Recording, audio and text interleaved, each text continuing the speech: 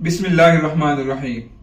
خاتمہ بالخیر یعنی کہ ایمان کے ساتھ موت کیسے آئے، اس کے بارے میں ایک چھوٹی سی کلپ ہے جو بار بار سوشل میڈیا پر گردش کرتی ہے، اور اس میں جو بات کہی گئی ہے اس کی نسبت حضرت تھانوی رحمۃ اللہ علیہ کی طرف کی گئی ہے۔ آپ کلپ سنیے۔ حضرت تھانوی نے ایک نسخہ لکھا ہے، آپ بھی سن لیں، اللہ آپ کو بھی عمل کی توفیق دے، مجھے بھی، کہ مرتے وقت کلمہ نصیب ہو جائے۔ حضرت کے کسی خادم نے کہا حضرت بہت ڈر لگتا ہے، دل چاہتا ہے کہ مرتے وقت کلمہ نصیب ہو جائے، تو حضرت نے فرمایا بڑی آسان ترکیب ہے۔ حضرت نے فرمایا بہت آسان ترکیب ہے۔ حضرت ارشاد فرمایا 2 رکعت نماز صلاۃ الحاجت پڑھو اور اس کے بعد دعا مانگو، یا اللہ یہ میرا کلمہ تیرے پاس امانت ہے، یا اللہ یہ میرا کلمہ آپ کے پاس امانت ہے اور مرتے وقت مجھے واپس کر دینا۔ فرماتے اللہ سے بڑا کوئی وعدہ پورا کرنے والا نہیں، جب آخری وقت ہوگا تو زبان پر ہوگا لا الہ الا اللہ محمد رسول اللہ۔ اس کلپ میں 2 باتیں قابل غور ہیں۔ ایک تو یہ کہ کیا شریعت میں ایسا کوئی عمل ہے یا نہیں، دوسری بات یہ کہ کیا حضرت تھانوی رحمۃ اللہ علیہ نے ایسی کوئی بات کہی ہے یا نہیں۔ جہاں تک تعلق ہے پہلے سوال کا، یعنی کہ شریعت میں ایسا کوئی عمل ہے یا نہیں، تو اس کا جواب یہ ہے کہ شریعت میں ایسا کوئی عمل آپ صلی اللہ علیہ وسلم سے یا صحابہ سے منقول نہیں ہے۔ یہ بن نوری ٹاؤن کا فتویٰ دیکھیے۔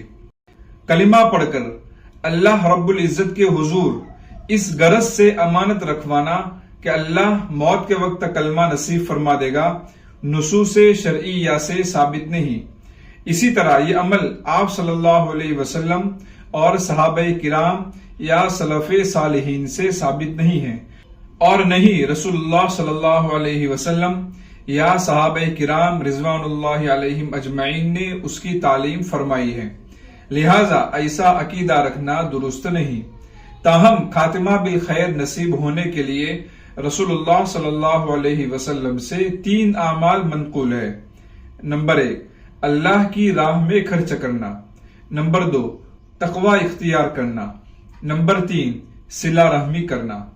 پس صورت مسئولہ میں حسن خاتمہ کے لیے مذکورہ بالا امور کا خاص اہتمام کرنے کے ساتھ ساتھ شرعی احکام کے مطابق زندگی گزارنے کی کوشش کرتے رہیں۔ اسی طرح دوسرے دارالافتاء میں بھی ایسا ہی جواب دیا گیا ہے کہ اس کی کوئی حقیقت نہیں ہے۔ اب دوسرا سوال یہ ہے کہ کیا حضرت تھانوی رحمۃ اللہ علیہ نے ایسی کوئی بات کہی ہے یا نہیں، تو میں نے اپنے طور پر تلاش کرنے کی کوشش کی، لیکن مجھے حضرت تھانوی رحمۃ اللہ علیہ کی ایسی کوئی بات نہیں ملی، بلکہ حضرت تھانوی رحمۃ اللہ علیہ کے ملفوظات میں خاتمہ بالخیر کے متعلق جو باتیں ملتی ہیں وہ مطمئن کرنے والی نہیں بلکہ فکر مند کرنے والی ہوتی ہیں۔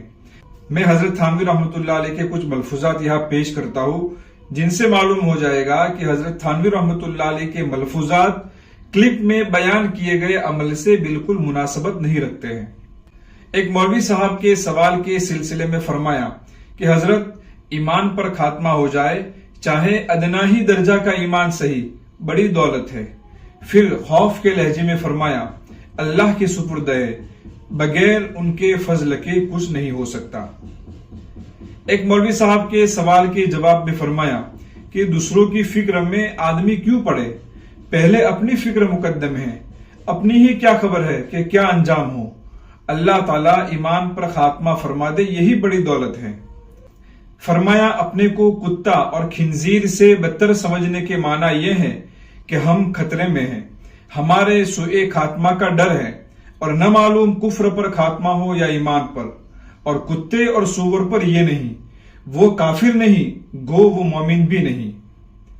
اس کے علاوہ بھی خاتمہ بالخیر کی فکر کے بارے میں حضرت تھانوی رحمۃ اللہ علیہ کے ملفوظات موجود ہیں۔ وہ تمام ملفوظات اس طرح کے ہیں کہ ان کو پڑھ کر کوئی بھی آدمی مطمئن نہیں ہو سکتا ہے، بلکہ اپنے اندر بے چینی محسوس کرے گا، ایمان پر خاتمہ ہو اس کے بارے میں فکر مند ہو جائے گا۔ لہٰذا کلپ میں جس انداز سے کہا گیا ہے کہ خاتمہ بالخیر بہت آسان ہے، یہ کر لے وہ کر لے، یہ درست نہیں ہے۔ یہ بات تو پوری ہوئی۔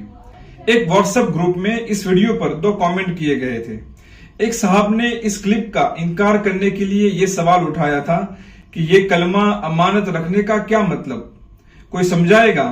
मुझे ये बात हलक से नहीं उतरती।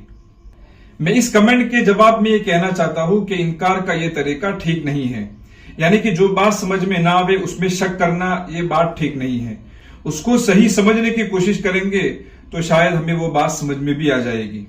हदीस में एक दुआ आती है, अस्तौदिरुल्लाह दीनकुम व अमानतकुम व खवातीम आमालिकुम। उसका तर्जमा होता है कि मैं तुम्हारे दीन, तुम्हारी अमानत और तुम्हारे खातिमा आमाल को अल्लाह के पास वदियत रखता हो। इसमें जो वदियत का लफ्ज है उसका मतलब होता है कि कोई चीज हिफाजत के लिए किसी दूसरे के पास रखना। उर्दू में हम उसको अमानत रखना भी कह सकते हैं। अब यहाँ दीन को वदियत रखने का जो माना होगा वही माना क्लिप में बयान किए गए अमानत से समझ सकते हैं।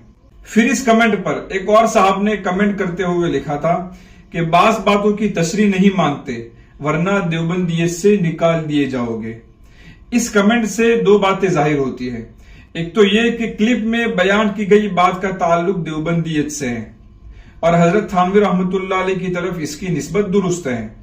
दूसरी बात यह कि देवबंदियत ऐसी चीज है कि उसमें माकूल सवाल का जवाब देने के बजाय जमात से निकाल दिया जाता है और ये दोनों बातें बहुत भारी हैं। अगर ये मजाक में कहा है तो बड़ी लापरवाही है और अगर संजीदगी से कहा है तो ये बड़ा इल्जाम है। इस अमल का देवबंदियत से कोई ताल्लुक नहीं है। माजी में भी उलमाए देवबंद पर इसी तरह इल्जामात लगाए गए थे। जो बात उन्होंने कही नहीं और जो मुराद उनकी थी नहीं, उनको जबरदस्ती उनके सर थोप दिया गया और फिर फतवेबाजी का बाजार गर्म किया। बहरहाल क्लिप में बताया गया अमल दीन में मनकूल नहीं है और न हजरत थानवी रहमतुल्लाह अलैह से ऐसी कोई बात मुझे मिली है, बल्कि हजरत थानवी रहमतुल्लाह अलैह के मलफूजात उसके बरक्स हैं।